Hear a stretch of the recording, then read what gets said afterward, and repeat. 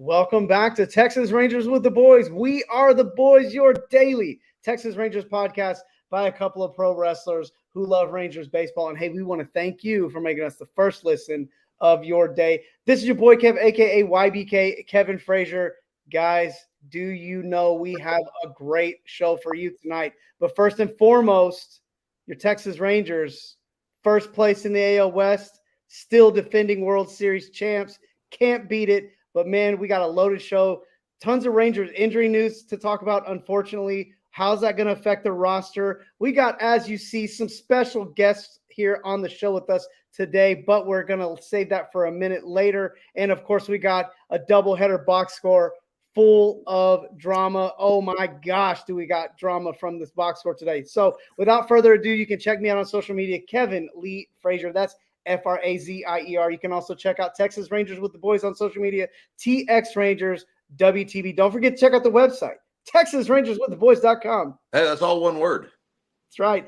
And joining me, as always, my co-host, the man with the beard who just owns its own zip code, the 300-pound manimal, a.k.a. Bull. How you doing, buddy? Where can they find you on social media? I'm flattered, buddy. First, also real quick, I know you were rushing a little bit because we got a little bit of a different format today. But don't forget to check us out on YouTube at Chilltown Hoops and check us out over there. Join us so you can see all our ugly mugs. And if you're watching on Chilltown Hoops, you know that we've got a couple of guests with us today. So I'm gonna bake this real quick, make it short and sweet. You can find me on Twitter at Manimal Bull, Instagram Manimal300, and both Facebook and TikTok at Bull Pro. Whatever your favorite platform of social media is, get at me on there. We'll start talking about Rangers baseball. My buddy CJ found that out today real fast. So next so did you, Bull. But just before we get started real quick, we got to pay some bills. Matt Warpro is going to be back at the Fort Worth Southside Preservation Hall in Fort Worth, Texas on Friday, May 24th. You want to get your Memorial Day weekend started right with Matt Warpro. They're going to be out there with huge wrestling matches. The Manimal did have to pull out, just like the Rangers. He came up a little injured too, got a strained back. No need to rush my return to the ring. So I won't be there, but Starry's Ice Cream will be in there getting you the ice cream. Martin House Brewing is going to give you free beer all night long as you can prove to them that you're 21 years of age or older. And out back, it wouldn't be Memorial Day weekend if we didn't have hamburgers and hot dogs. Big Dogs Hot Dogs, Kelly's Onion Burgers are going to be out back making up the best hamburgers and hot dogs in Fort Worth, Texas. And we're going to have all the action inside. Join us Friday, May 24th for Matt War Pro Wrestling at the Southside Preservation Hall in Fort Worth, Texas. Now, Kev, you should introduce our guest, huh? Yeah, and you didn't try to bait me this time. See? Nope, didn't. I went right into it. He starts trying to get me talking baseball, and then he jumps in on me and does the commercial. Didn't take the bait. I saw you this time. Hey, as you guys, if you're listening on the podcast, you probably can't see, but if you're watching here at the Chilltown Hoops, on at Chilltown Hoops and CTH Network, you see we got some special guests, and this is CJ and Tyler from the Ranger Report. They are passionate Rangers fans. They do a Monday minor league podcast, and we'll talk about our minor league podcast in a little bit. And on Thursdays, they do their MLB podcast as well. These guys are just as passionate about the Rangers as we are, and just as passionate as you guys, our listeners, are about the beloved Texas Rangers. So I'm going to turn it over to them, let them give you any introductions, tell you a little bit about themselves, about their podcast, where you can find them, and then we'll get into some Rangers hot takes, Rangers news after that. My name is CJ Berryman from the Ranger Report podcast. You can find me at CGB_RR. And by the way, Bull, how long did it take you to grow that beard?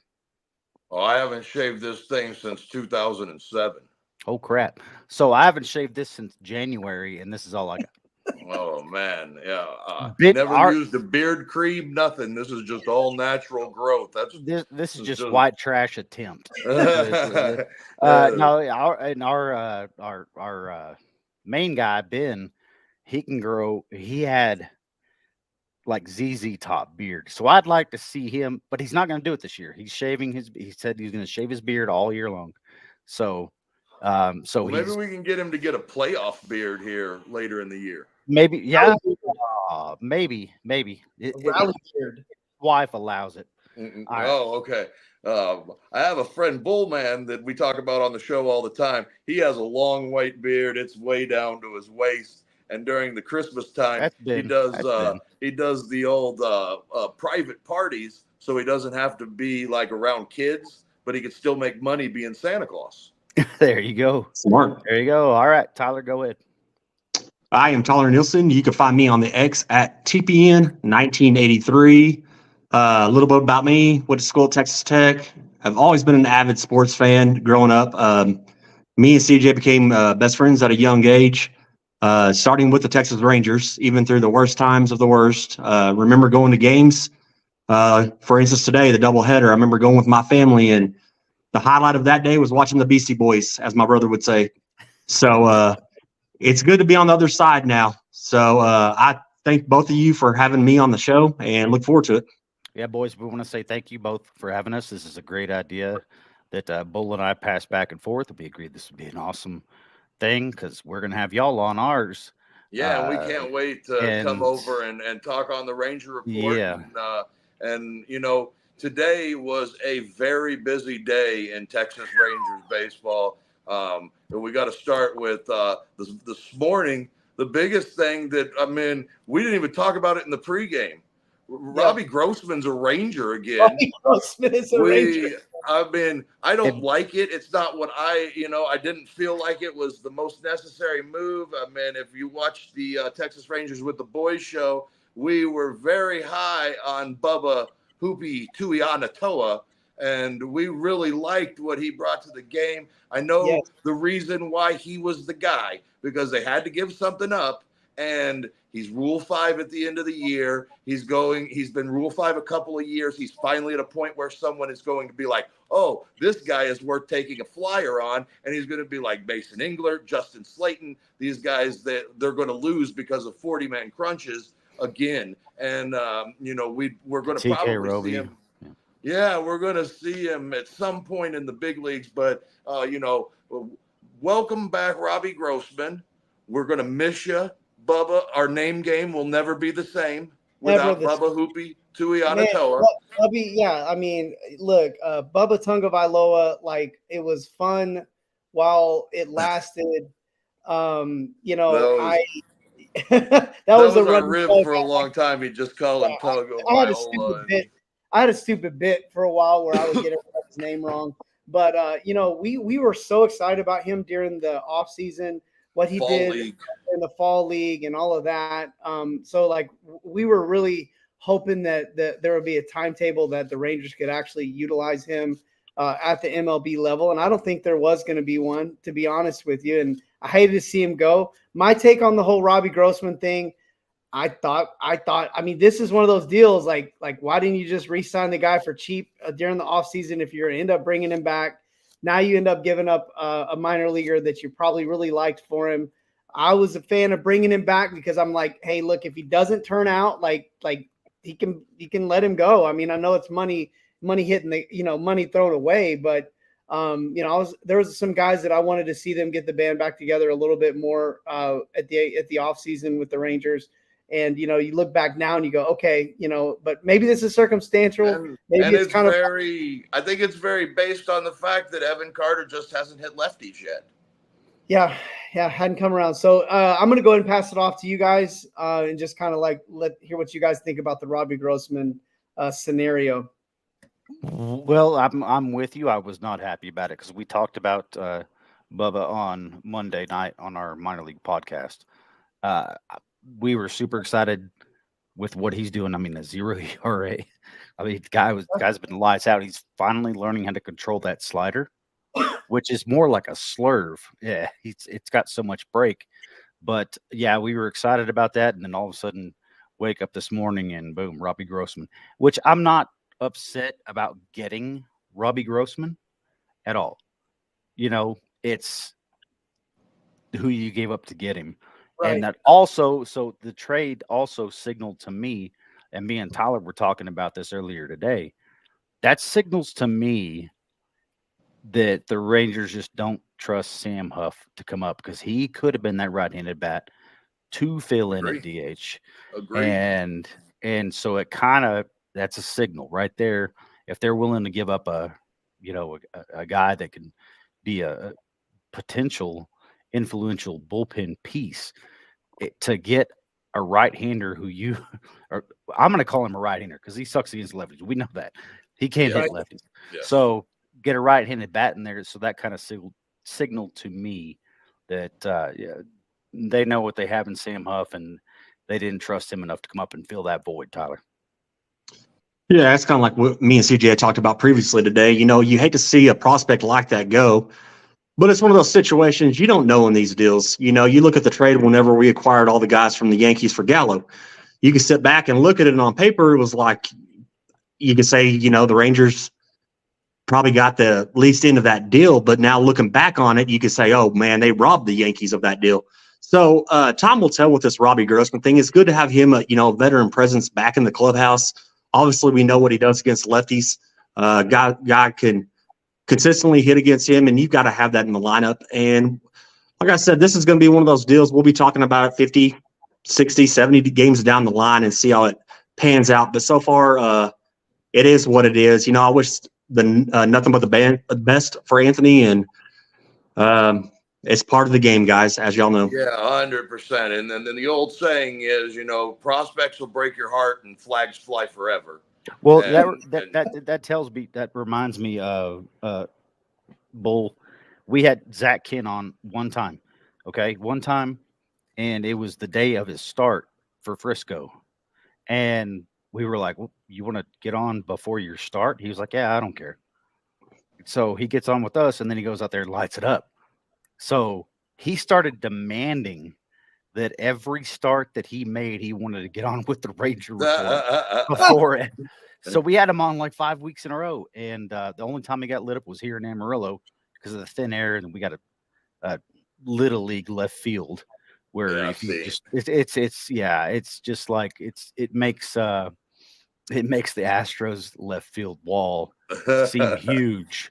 So, he hated that start. But aside from that, I mean, losing those guys, Mason Cole Reagans, we've had him on many times. We're going to have him on again. Mason Englert, we've had him on. We're going to have him on many times. That's just part of the way it goes, and it sucks. But it's just the way it goes. Yeah. 100%. Yeah, and then.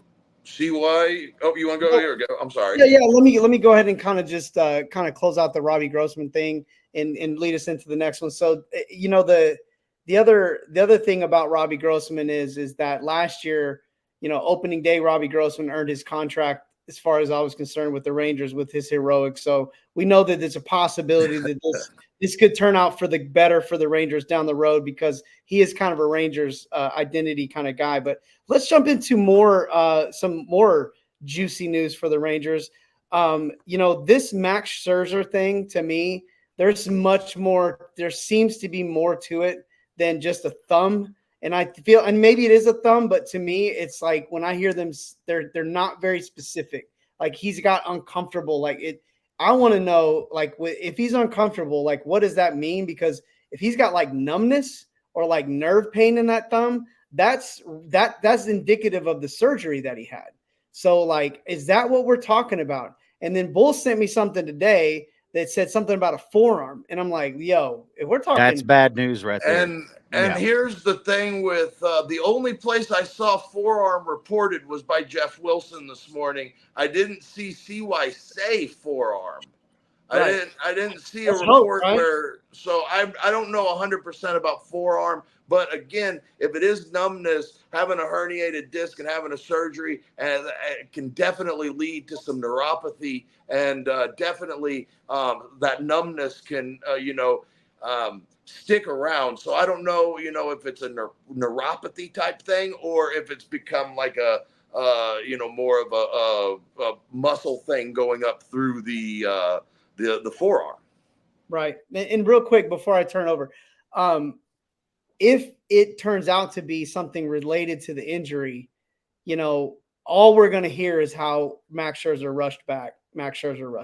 and tried to get back too soon, tried to get back too quick. So my hope is it's something not related. I hope it's some kind of like kind of completely, non-related deal. Real quick on Scherzer, wouldn't be shocked if he moved over to the 60-day to open up a 40-man spot in the next couple of days too, just based on that news and the fact that he's only got to be, 2 more weeks before he would be eligible to come off of the 60-man. And, they're in need now, and they may be in need now, so we'll just kind of see how that works out. But yeah, Scherzer, it's a rough deal, and you wanted to see him get back and get healthy, but at the same time, you want him to be healthy when he's back. Yeah. So, what do you guys think about the Scherzer scenario? Great point there by Bull. I mean, it wouldn't be much longer if you just put him on the 60-day because it's retroactive. So that would not be a bad idea, and just let him rest a little bit more, that's what we're getting. Jeff Wilson, we all trust Jeff Wilson for everything. Yeah, me too. So I don't have any reason to believe that he wasn't saying something. I just can't find any the forearm quote that he used. And we've had Jeff is a friend of ours. That whole John Moore, they're friends of ours. They come on. Yeah, great podcast guys. And great. Jeff, I got Jeff's book right here in my. Yes, is that not a good book or what? Oh, great book. Him and Jamie Newberg both did tremendous. And getting T.R. Sullivan to work with him and do Jeff's doing great work. So I don't have any reason to believe that he's not right. I just can't find the quote, but he's in the room, so. They may be cutting that quote editing wise for, whatever the case may be.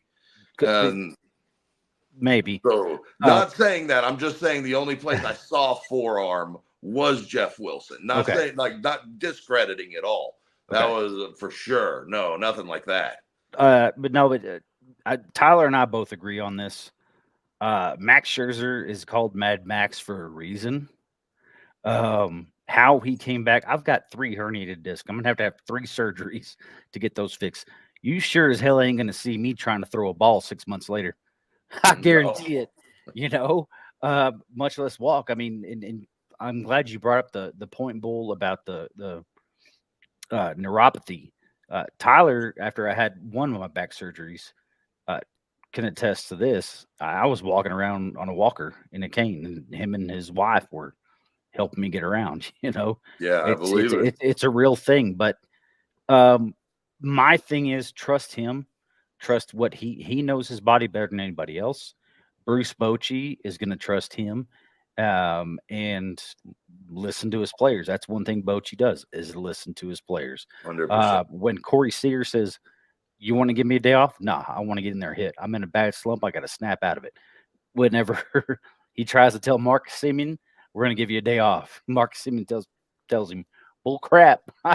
You ain't sitting me down. Yeah, no, 100%. Listen to the players and listen to Mad Max and just kind of go from there. And obviously the medical part of it, make sure everything's okay, Tyler. Yeah, I like what Kevin said, though. From the beginning, you heard a lot that came out of Mad Max. All of his starts that he was making, everything was ramped up, and you heard all these things from the media going on, and now you're not hearing anything, which is a warning flag right there. It makes you worry about that. But at the same time, guys, we also got to look at it as you're looking at a Hall of Fame pitcher. Of course, a Hall of Fame pitcher, when he's on his A game, is going to make your pitching staff way better. But guys, even after the trade last year, we still won the World Series without Mad Max. This team is more than capable of getting the job done. Yes, we've had other injuries, which I'm sure we're going to address on this podcast, but the Rangers will be just fine. They'll address the needs that they have to. But as CJ said it, Mad Max, whenever it'll come out of his mouth, when he's ready to go, I want to hear from the horse's mouth, and I'm not going to feed into any of the media stuff right now. And I want to hear from him. And if he says he's shutting it down, then we'll go from there. 100%. Love it. Well, hey, real quick, while we're talking pitchers injuries, we got more. The Dane Dunning one hit me out of left field. I didn't see that coming. I honestly don't know a heck of a lot about it. I'm just kind of leading us into another subject. Ton more concerned about it now Yeah, kick it over to you. We a ton more concerned about the Dunning injury now with Spores leaving the game today. Whenever you're kind of told that it's the same kind of injury that Spores had. Now, me and Kevin will tell you that a couple of weeks back when Spores got hurt, we looked at each other and said, "Man, we'll be lucky if we get this guy back by June 1st." Yep. Now here we are. He's back, but he ain't back. So those rotator cuffs are real. That's a career-ending injury in the wrestling business if you have to have that thing replaced. It used to be as a pitcher in Major League Baseball back in the day too. Like you're done. Yeah, absolutely. And so, with Dunning tying into Spores, real quick, the coinciding move was Owen White. We'll talk about him when we talk about game 2 of the doubleheader here in a little bit. For Dunning going on the IL, I'm a little bit more concerned with that now after the Spores thing, but Dunning isn't exactly, he's kind of that same type mold of pitcher that Spores is without the velocity. I mean, he's a, two-seamer, slider, cutter pitcher. So he throws that sweeping motion that, Dr. Meister talks about so much, that is what he sees when he comes into his clinic a lot. And that's the same thing that Dunning throws. It's the same thing that Jake DeGrom throws. It's the same thing that Tyler Mahle throws. Those guys, that's that sweeping motion, that hard turn on your wrist, and that curved ball as well. And Dunning has Dunning's been working with the fork ball, so there's a lot of pressure that's been putting on his arm. Throwing the cutter as much as he does, and as successful as it is for him. CJ, I saw you. I know you got something here. Yeah, so that's a great point because if you think about it, when the pitches that Dunning is throwing 90% of the time, you have nice Texas Rangers ball, right?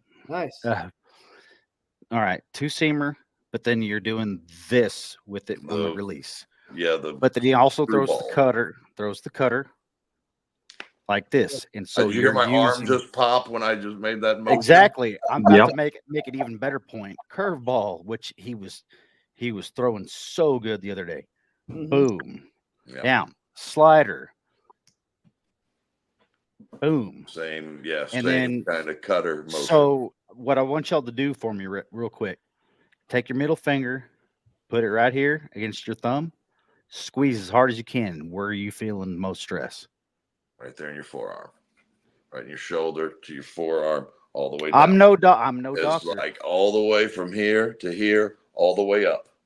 You can feel every bit of it. And these guys can't use sticky stuff anymore. They can't.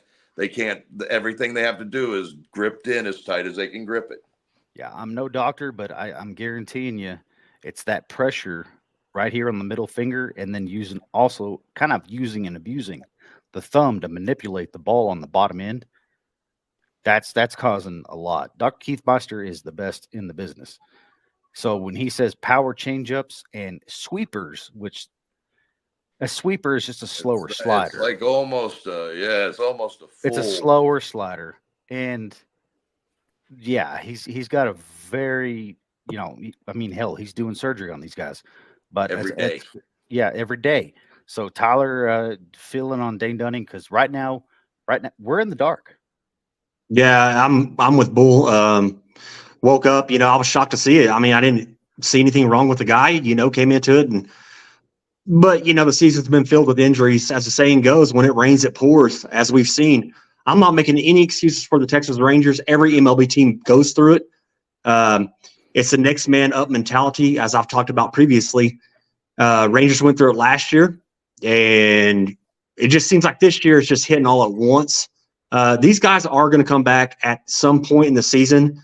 We talked about on our podcast, CJ, stay afloat. That's the biggest key, to the All-Star break. If you can stay afloat and get these guys back, you can get Tyler Mahle back. You can get Jacob DeGrom back. You get a healthy Scherzer back. You get Josh Young back. You got a lot of guys that are coming back. If they can stay healthy, this team is going to be just fine at the end of the day. So Dane Dunning, it's another one. It's tough to see, but we got to stay positive about it. It's easier said than done, but that's all I can say about that issue. Cody Bradford too. Cody Bradford. And again, the same thing with Spores. A little bit worried about him leaving the game today. I'm pretty sure that's going to be an imminent IL stint for Spores. And that had I to be can't the see any worst other way around time that. playing 4 games in 3 days, Yep. and the pitching rotation for both teams, not just Yeah, the it Rangers. wasn't just the A's Rangers. are Yeah, they're just they're depleted. flat out taxed. Yeah. So thank No God doubt. tomorrow's an And off day. yeah, this off day, like I said, the plane can't land fast enough in Denver to get the hell out of Oakland because it was a rough week in Oakland this week. Spores down, so we'll find out. We'll talk more about that tomorrow on the podcast. Moving on from that real quick. This one I don't think we're going to talk about a whole lot. I'm just going to announce it as some news. Danny Duffy opts out of his contract with the Round Rock Express. The Rangers signed Kyle Barraclough to a minor league deal, which may end up being more sooner than later than I really thought. But a little bit of stuff going on down at the farm. But we'll get into a lot of that too on Sunday when we do our normal farm show, but that was definitely worth talking about. Danny Duffy was probably a guy that we could have maybe seen as an option for a rotation spot here coming up. But I think probably first, right off the bat, they're going to give those options those opportunities to Urena and Leiter. That would be my guess. And we'll go from there kind of. Yeah. And, Leiter up for 15 days. He's going to be that 27th guy because of the doubleheader that the Rangers had. And you bring up Leiter, and it was the 27th. 27th. You know where we talked about Leiter all year last year. We talked about him on our exclusive content Down on the Farm with the Boys, where we cover all things Rangers, minor league. And, man, I'm telling you right now, things are moving and they are shaking at the minor league level for the Texas Rangers. Do we have a lot of stuff to talk about? Yes, we do, as it relates to the Rangers. We did give you our top 10 from last week, Rangers players. Name some names on there you haven't heard, and I can guarantee you're going to hear those names again, and we're going to talk about them again this upcoming week on our exclusive. Real quick, Kev, I certainly hope everybody went out and looked up what Ryan Lobus did this week at Down East, and because he had a really nice start down there. But anyways, back to the commercial. Yeah, and so again, we're going to talk about these guys. We're going to give you our top 10 people, or top 10 minor leaguers from this upcoming week, and just bounce around the entire Rangers minor league system. The Arizona Complex League, as far as I understand, they're back up and running. So we're going to be talking Arizona Complex League from here on out, since we're starting an extra month earlier this year. So tons of minor league stuff to talk about with the Rangers. And don't forget, on Monday, the Ranger Report, they're also going to be talking about their minor league, going around the minor league of the Rangers organization as well. So if you want to check us out, you want to get in on this exclusive content, go to our website, TexasRangersWithTheBoys.com. All one word. Or you can go to our Spotify page. It's just $1.99 a month for the audio. If you want to see our beautiful faces made for radio, for sure. If you want to see us on YouTube, you can go to the Ain't that right? Yes, CTH Network at Chilltown Hoops. Subscribe. We got 3 different levels there. On that 3rd level, you can actually pop onto the show and actually do the podcast with us. So that would be a lot of fun. So go check it out. Make us your one-stop shop for all things Rangers organization-wide. Just $1.99 a month for the audio. You won't regret it. I'm telling you, my co-host goes like ham on the minor leagues, and he knows about the most randomest, craziest stuff that's going on, and I love it. I get on the show every time I learn something new. I can tell you one thing that you will probably hear, a name I can almost guarantee you're going to hear, that we've probably said every single time, and that's Jesus Lopez will probably get brought up one more. If he keeps going like 13 for 25 every week, he's going to come up every week. But, real quick, I forgot to mention Jack Leiter was the 27th man on the roster. It means he goes back down immediately after the game today. Days. But he is available to come up within the next 15 days, and it doesn't have to be injury related like it would normally be when you're sent back down to AAA. So if the Rangers do need Jack Leiter again in the next couple of days for a start, they can definitely go back to him, and they don't have to wait 15 days or put someone on the IL. Yeah, that's the key. That's key. As long as it's injury related, which Yeah. I don't know how they're going to. I mean, there's so many things going on right now. There could be That's 10 something we're gonna have to talk injuries about. tomorrow Yeah. morning. I don't know. And Yeah. one other real quick thing, I saw that top international prospect Paulino Santana is in Arizona, and he's with the Arizona Complex team now. He's not going to start in the Dominican Summer League later this summer. He is with Arizona right now. He's already stateside. Well, guys, hey, without further ado, we know what you guys tune in for. You guys tune in to hear us talk about the games. So let's talk about this doubleheader with Oakland. Man, oh man, was it a dramatic day? I mean, goodness gracious, like I'm at work and I can't it's like I couldn't like keep up with all the craziness that was going on. Both games back and forth, high drama. I mean, you had a little bit of everything in all of this. Let's go ahead and jump right in. Rangers Athletics, game 1, 1:35 local time. They kick the thing off. Bull, I'm going to kick it over to you and let you kind of go over this box score and tell us a little bit about what you saw in the game today. I didn't think Lorenzen was bad. He gave you 6 innings. They were in the ball game when he left. I could have done without the home run there at the end in the 6th, but overall, I didn't think he was bad. He wasn't great by any means. This wasn't Lorenzen's best start for the thing, but he did keep him in the ball game most of the afternoon and gave him opportunities to, kind of pull away, and they just never did there early in the first couple of innings. JP Sears was pretty good for Oakland. Not his best start against the Rangers for sure. I thought they were going to get to him. That first inning was rough, only coming away with 1 run after you had the bases loaded, nobody out with Garcia coming up. But you did get 1 out of that. Marcus Semien has just been a monster this whole week. He's been not just the best player on the Rangers, but the best player on the planet. It's not even been close. I mean, the guy's he's got more runs saved by himself than most teams do. He's hitting 600 since Thursday of last week. He's raised his batting average up over 280. His on-base plus is up over 800 now. So Marcus Semien, he's been a dog all week. I thought Seager had some okay at bats. I thought balls that probably would have dropped in yesterday in that game where just the BABIP was so high. Lowe continues to hit, but just not enough. I mean, I thought that was a good. I thought he should have had a hit on that ball that ended up ruled fielder's choice. Because the third baseman was so out of position that I don't even want to give that a fielder's choice by not being even close to the bag to get there in front of it. So, but either way, Garcia, he had 1 good at bat in the first game, a couple of better at bats in the second game. That at bat with the bases loaded in the first inning was trash. That was not the normal Adolis Garcia we see with runners in scoring position. Heim did have a sacrifice fly. Duran had a really good day. First game, he went 1 for 3. Second day, he ended up going, I think, 3 for 4, something like that. So Duran had a good day. Wenzel still just hasn't kind of gotten enough at bats to really put anything together, in my opinion, just yet. Kisner, Kisner should have had an RBI single there in one of those innings, but the shortstop laid out Superman style, took a base knock and that was a RBI crazy play. That was a good play. And Leote, just another good day at the plate for Leote.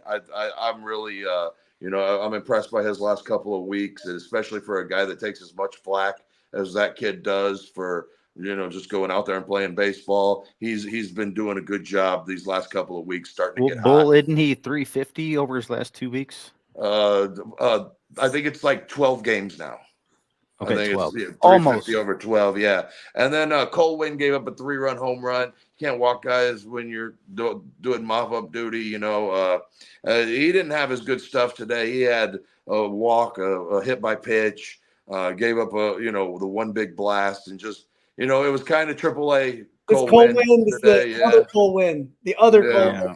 The wild phenom Cole Winn, maybe. Guy, just he's two-faced, man. You get the good, and then you get The really, really bad. But it's not like you get good and bad. You get like good and then like drizzling things. It's not like good, but yeah, no, I agree with you 100%.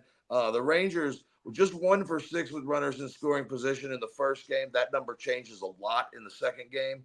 We'll talk about that here in a minute. Really nice play by Tavares to cut down the shortstop there at third base on that ball that he tried to take 3 on. And, overall, not the best effort of the season, but they just didn't score enough runs at the end to hang in that game late. And Mason Miller, kid's just tremendous. Oh my God! Can't say enough good things about how awesome he is. Yeah. Did you see his quote the other day that he doesn't have an entrance music because the lights might not come back on? Yeah, that's good. That's good stuff. But overall, I mean, I'll throw it over to you guys, and you give me what you got from the first game of that doubleheader. The first game, again, I was working, so I missed a lot. Lorenzen was able to battle. I mean, he still wasn't his best, but I mean, that's what you want your starting pitcher to do. Especially, I mean, I want to talk about Jose Urena too. Battling through 5 innings, throwing 90 pitches, coming right out of the bullpen, and that's a guy I think we can all agree on right now is going to be a starter at least for the next couple one weeks. more at least. Yeah. So that's what I mean. Go out there and battle when you don't have your best stuff. That's what Lorenzen did today. It's what Urena did the other day. And I can't fault that. But with so much, what I want to say, and y'all can agree or disagree, there's been a whole lot of fatigue with the injuries and the shuffling around. And you also got to put in travel time with these guys coming up and down and going back and forth and getting, jacked up to be in the bigs, and then the next day sent down. It's just I love the doubleheaders. I do. It takes me back to my childhood. I really like it, but man, it was sloppy. The whole series, really. But in the first game, that's when you just take on the chin, and luckily the Rangers came out in the second one and answered quickly, thanks to Marcus Semien, who hit 500 for the series in 4 games. Wow, amazing stuff from Marcus Semien. Tyler, what you got there? Yeah, I think Lorenzen, I mean, he didn't have his best stuff, as we've seen. 6 innings, save the bullpen a little bit, which is good in a doubleheader, and coming off, at least you got the day off to get the bullpen back. Speaking of Marcus Semien, as we know, he grew up right down the road from that dumpster fire of a stadium, whatever you want to call it. Now, me and Kevin, we love us some Oakland. We love us some Oakland. The Coliseum, not part of the Oakland we love. The Oracle, actually, the basketball stadium, when you drive by it, it's like tilts. It's like tilts. But it's not like designed to do that. It just tilts into the earth. Like it's like the Saddle Dome. That's hilarious. This is your future. Kind of Mother Nature saying you gotta go. But there is one from Alameda. Alameda, correct. There is one guy I do want to talk about. It was my breakthrough player of the year, as well as CJ's. We always do a preseason prediction kind of thing, and ours was both Leody Taveras. And hats off to that guy, standing his ground and being disciplined. You look at a lot of at-bats. There's a lot of at-bats at the beginning of the season that just did not find the right spot or the right hole, as you would say in baseball terms. But he's finally starting to come around, and you've got to have that from your 7 through 9 in this league. And you get those guys on, and it's obviously contributing over to the 1 through 3 spots and 4. So it's good to see. Hopefully they can continue it. Took 3 out of 4 at Oakland, a division series. What more can you ask for? On the road too. On the road, a place that we're not good at playing at. And these West Coast swings are always tough. I mean, it doesn't matter how good we are and how good they are or how bad they are. It doesn't matter. The West Coast swings are always difficult. Brutal on the fans even. But let me give you guys some quick Leody Taveras, because listen, you guys start talking good about Leody Taveras, and Bull's going to want to have you on the show every single time, because I covered him. Baseball. I don't know anybody I got to cover him at Leody Taveras. more than he does. And he's right because Leody Tavares really does get a bad rap. He's so talented of a player, which is probably where it all comes from, because when greatly talented players aren't the greatest of all time, they're always criticized. But let me give you some May numbers on Leody Tavares. He's batting since May 1st. He's batting .345. He's got an on base of 457, slugging .517. He's got 2 doubles, a home run, 5 runs batted in, 6 walks, which, again, a guy who's kind of known as more of a free swinger. His plate discipline, I think this year, you can tell has started to go up. The leaps and bounds better. And so I think we're going to actually see more improvement as the season goes on from Leody Tavares. I think we're just starting to see it happening right now. I think we're really starting to see something going on with him in a positive way. You guys ready to jump into the next one? Well, I want to just real quick wrap Sears with the win, Lorenzen the loss. Right. Sears is 3-2, Lorenzen now 2-2. Now go on. Your boy Kev, by the way, got Rooker on his fantasy baseball, one of his fantasy baseball teams, and just didn't start him. Oh no! Ouch. Well, That at hurts. least you didn't have Langoliers on there and didn't play him. So Oh, could have got yeah, true. Before he plays the Rangers. Langoliers is a bona fide Chris Davis out there in Oakland. Yeah, Now. There's no Chris doubt. Davis. The second game went a lot better, considering there's a victory on the board. There was also a Seattle loss today that pushes that lead out to 1 full game. And another thing about that 1 full game is that's 2 in the win column more than for the Rangers too, that are already in there. You can't take those out. You can't. The Mariners, no matter what, are going to have to win 2 more than the Rangers right now to get to that same win. Well, then we played 2 more games than they have, haven't we? Yes, and then we have 2 more wins, and that's the difference, which is can't take those wins off the board. We already got them, so that's a nice little thing right there. David Robertson is just insane right now. He's out of his mind, and I am not happy with Laz Diaz's strike zone costing him an immaculate inning, because that doesn't happen for the Rangers ever. Yeah, not just ever. So I'm a little bit disappointed in Laz Diaz today, but we've been disappointed in the umpire since we were 5 years old. So that's never going to change. Robertson gets the win today, drops that ERA after a couple of innings to .87. He sucks, doesn't he? Yeah, terrible, terrible. We should have went out and got Hader. I gotta. Speaking of that, speaking of Josh Hader, real quick. So the whole preseason, everybody had ties. Hader was coming to the Rangers. You look at all the guys the Rangers got out of that without spending that money. They got Yates. Not even close. They got Robertson. They brought in Urania.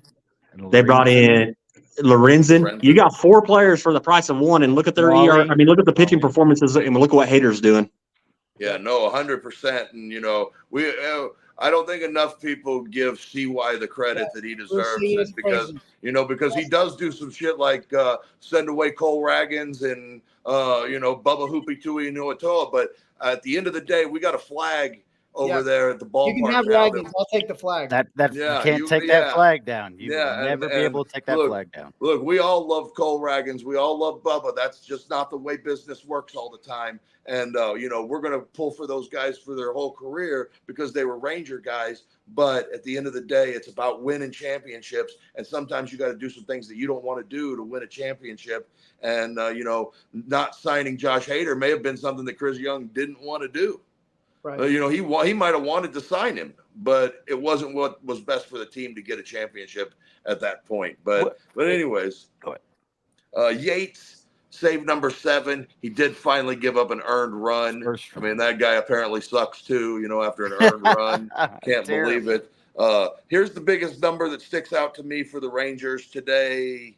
Oops, that's the Athletics. The Rangers were 9 for 20 with runners in scoring position in the second game. That number will stick out to every baseball guy. There's no way you can look at that and say, man, they hit 455 with runners in scoring position, or 450 today with runners in scoring position. That's awesome. That's like what you're looking for every day. And once again, it just starts with Marcus Semien. The Rangers had 1 extra base hit in that second game. just one extra base hit. They did it with small ball. They moved runners. They went station to station. They scored runs. They got breaks. That ball that Nate Lowe hit back up the middle that dumped into right field for a couple of runs. That's a big, you don't take those 7 runs, puts them out to 7. They give up one on the back end of that, and now it's 7-6, and thank God, we got those couple of runs, and the same thing in the 9th inning whenever, Leclerc started walk double, and you're thinking, oh no, here we go. And, I'm like, we'll just trade an out for a run. We'll trade an out for a run, get him back out there. We'll still be up, whatever. But Leclerc bared down, didn't let that second run across. And that ended up being the tying run that he didn't let across there in the second inning or in that 8th inning. So good work from Jose Leclerc after didn't start as well as he would have liked, but to bear down, make that happen, and get out of that thing with just the one run. That was big. Jay Glatz loaded the bases, didn't give up any runs. He didn't have his best stuff today, but he got the job done with what he had. And, losing scores, that's killer. You hate it. You don't want to see that happen ever. He had a couple of walks, not his best stuff. His velocity was down. You could see him grimacing after one pitch. The second pitch, nothing got any better. And Bochy didn't even make it to the mound before he was already on his way to the dugout. So not good there. Hopeful for the best, but we'll just see what kind of happens. Robertson picked up the pieces, was brilliant for 2 innings. Leclerc, like we said, White couldn't get an out. Couldn't, just a very short leash, and it had to be. And, I don't know that kills Owen White, but it definitely doesn't do him any favors, and it definitely doesn't give him any reason for Bruce Bochy to keep him up.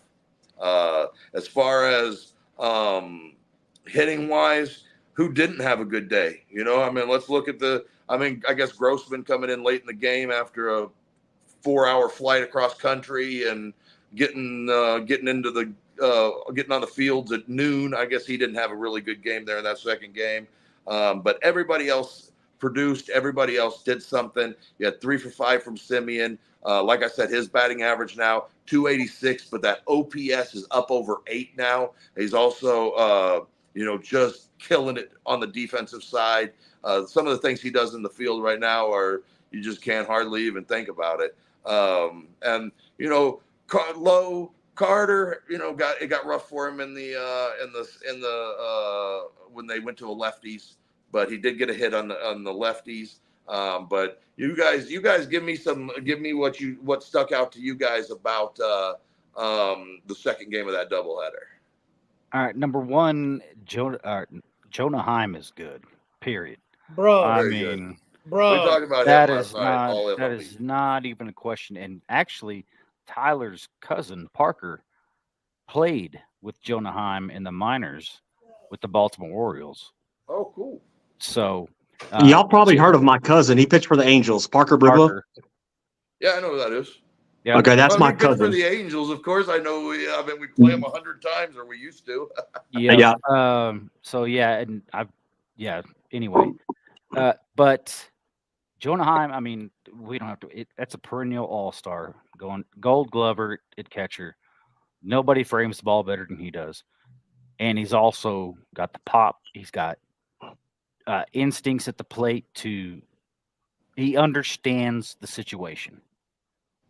Do I hit the ball hard here, or do I read the defense and get a run in? Same thing with Nathaniel Lowe. I was a left-handed. I would throw right-handed, but I was a left-handed hitter in my days, and I always loved hard stuff inside, low inside, especially if you try to go off speed inside. But he actually looks for you to throw something outside, and he just pokes it, just slaps it out there. He's like, I'm going to take the pitch and drive it. So having him back has been a good shot in the arm. And how about Travis Jankowski? 100%. What a bat he had, wasting all those pitches right there before he started that inning. Yeah.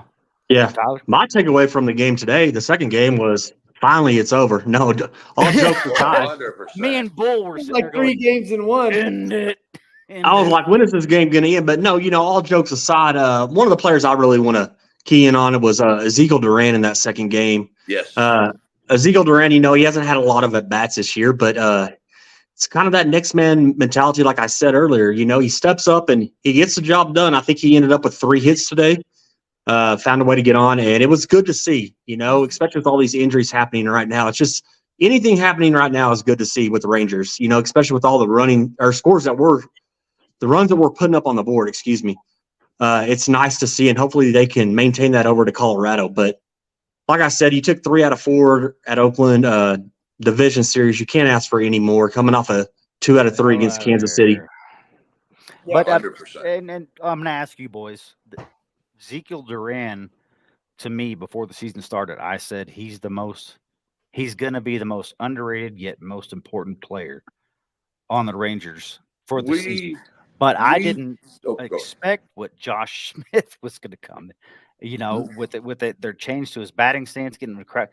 I mean, Ezekiel Duran is going to have an important part one way or another on this team. And do y'all agree? We've said that our biggest saying on this show, and Kevin will agree with me, is that you don't trade away major leaguers just to trade away major leaguers. The Rangers, John Daniels was the worst about that. Oh, my God. He would trade guys away for log jams, and then all 3 of the guys he'd keep got hurt. Remember the Adrian Gonzalez trade? And actually, guess who was included in the Adrian Gonzalez trade to the Padres? I can't remember, but it's going to Chris hurt. Young. Yes, 100%. Yeah, and Kevin was right on with Josh Smith. Kevin saw that coming. Yeah, I'll bring it up. Like, Josh Smith, to me, was a guy that I watched him, and I felt like, number one, the plate discipline has always been there. Like, from the get-go, he's had the plate discipline.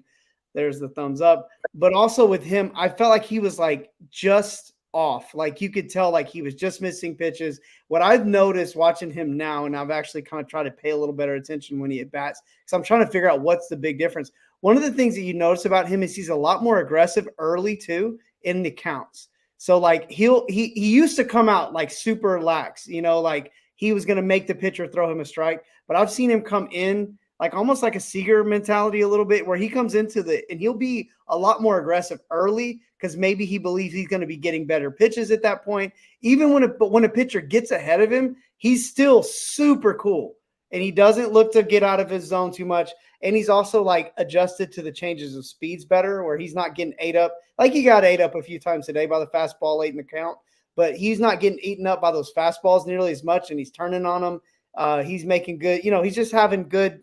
He's having his you could tell last year with him, he was really, like, trying to put stuff together, and he wasn't trying to rush himself, and he's taking his lumps. I think this year, some of those seeds that he planted were paying off big.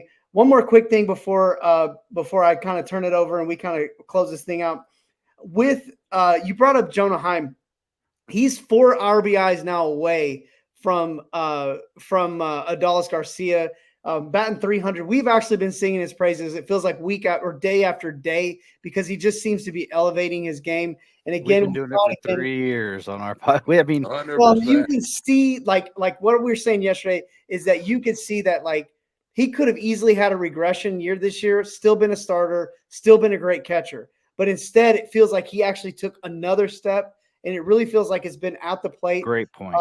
He wasn't going to rest on that, and he was going to, like, you can tell he wanted to come back and show, like, he's a player. He's not just it wasn't a flash in the pan. Yes, it wasn't just a season where he had a lot of protection in the lineup. Yada yada. No, it almost made him want to prove more. Right. Well, he's carrying this team in some ways right now. And I think one other thing is that Bochy is using him way down in the lineup on certain days. And it's almost like it's protecting Simeon and Seager at the top of the lineup, because now you have to pitch to Heinz Tavares, and your top and your 4 hitters at the bottom of the lineup going into the top of your lineup are starting to become where all your run production is coming from. Heim can clean up what was left over from the 3, 4, 5. And he can clean up. I mean, at least drive in 1 run, one way or another, and then you turn that over, and it's pretty much like you have 2 top of the orders. The thing about Jonah Heim also, guys, y'all got to realize is we're throwing out numbers, what he does at the plate. Let's talk about what he does behind the plate. Right. The guy is, he's the best in the business at what he does as far as spotting pitches. he's just, I mean, me and CJ, I mean, CJ's a former pitcher and he could talk more about that, but it's just amazing what he does behind the plate and makes those pitchers, better. It makes their job so much easier. And you have a guy like that on your team. It's fun to watch. Jonah Heim is a fun individual to watch.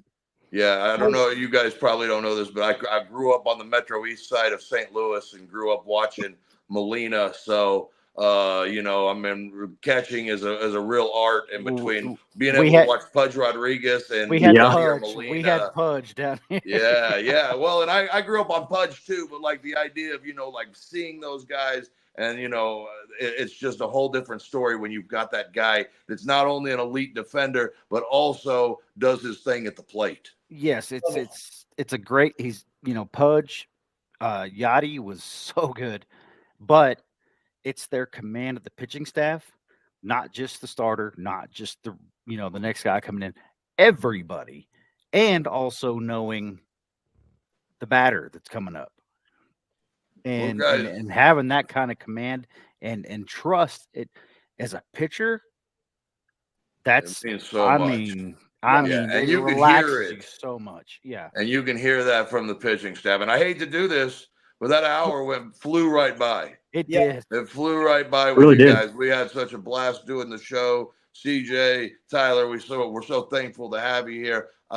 One more thing before we get out of here. We didn't mention it the other night. Jose Leclerc with his strikeout the other night passes, I want to say Francisco Cordero for the most Ks in Rangers bullpen history. So congratulations to Pico. And I'm going to send it over to Kevin. Kevin's going to get us out of here for the night. Tyler, CJ, thank y'all so much for coming on and joining us tonight.